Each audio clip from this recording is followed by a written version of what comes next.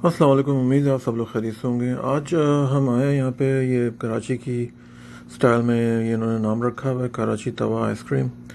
और ये जो है इसका एड्रेस है 805 ब्रिटानिया रोड वेस्ट इन मिसिसागा।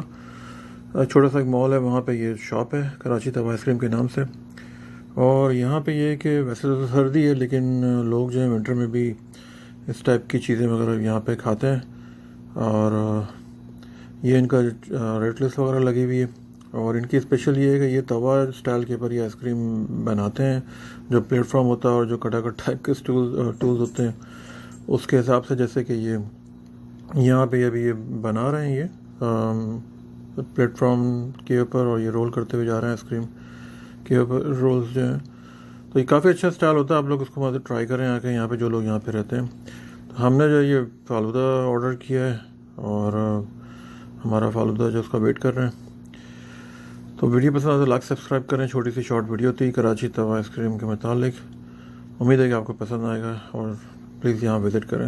हम अपना फालूदा एंजॉय करते हैं। Thank you very much. Take care, bye.